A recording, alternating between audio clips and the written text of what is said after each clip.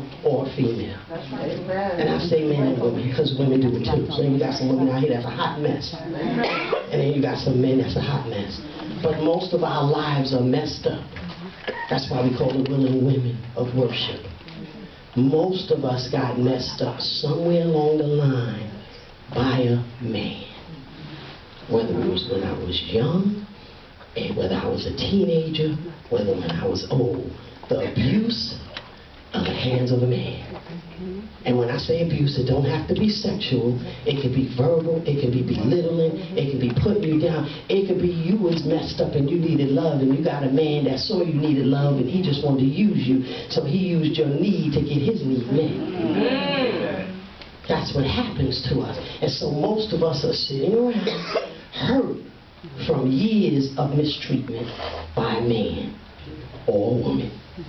Men just don't say theirs. But that's what's happening. And so most of us are sitting in the church, messed up with a man. He ain't even gone. He right there with you. Y'all know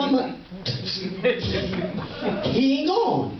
Now, I'm not telling you to get rid of your man. I ain't because don't come. I ain't telling like that. I ain't say none of that. I said get yourself together. That's right. Get yourself together. I think been falling down for about 2 weeks now. They want the glory to leave, but how many of y'all know it ain't going no more? It won't fall on that side where we can leave. We don't want the glory to leave. Y'all understand?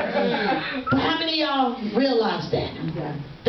Am I the only one that's really being real here? That women are messed up because of the choices they make for their men. In 2014, I say this in all sincerity from the Lord. Think about yourself. I'm not saying get rid of your man.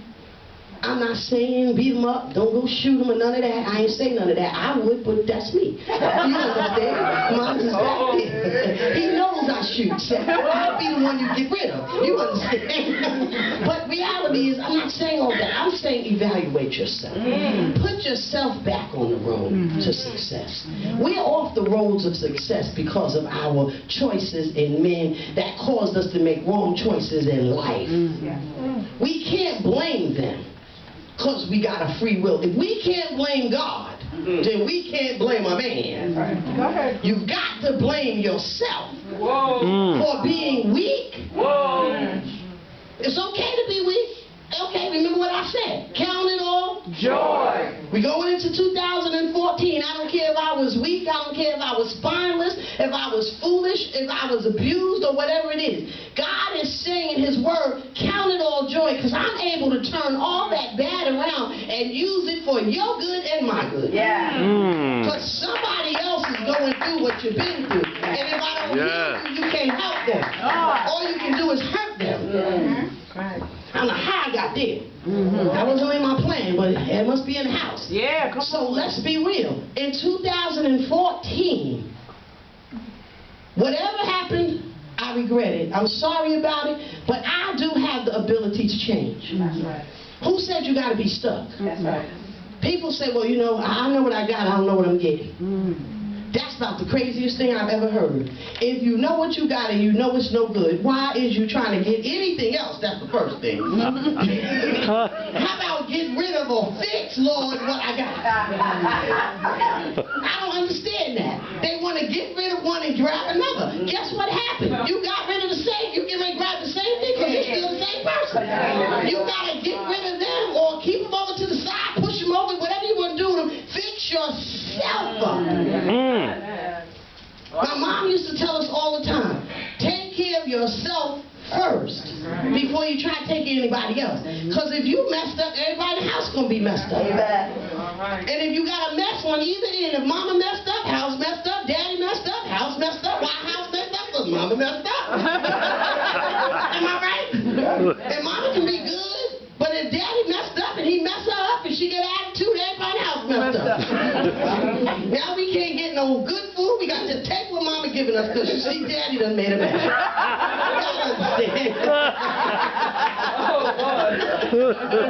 You understand? So we're going to have to be a little more stable in 2014. Make better decisions. And how do we do that? By God.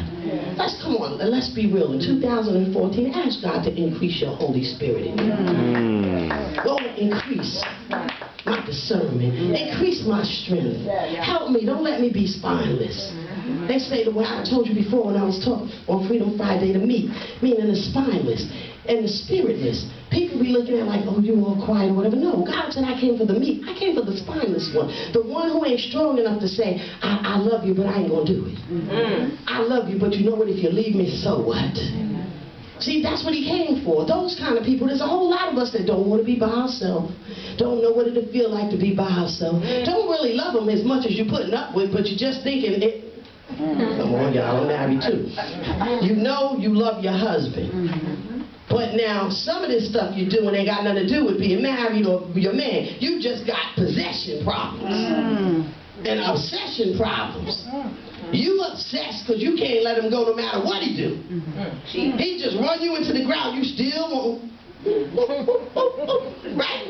Don't y'all know people? All right? Yes. And remember what I said. I'm not getting on nobody. I'm exposing what's going on so you know that you're not by yourself.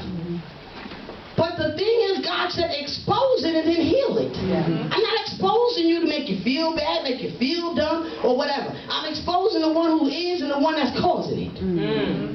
Because you need to see it for yourself sometimes. Sometimes you don't realize really how dumb you are. I'm being real. Have anybody just made some dumb mistakes? Oh, yes. Right? And then you look back and say, how did I do that? Or how did I get out of that? God brought you out, and the same thing now. He'll bring you out.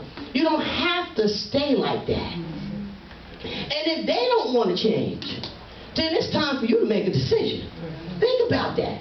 Let's be real. If they don't change, then what you going to do? Are you going to spend the rest of your life miserable for one person that you weren't even born with? Think about that. Is they worth your life? Right? That's just food for thought. God put you here so you could be happy.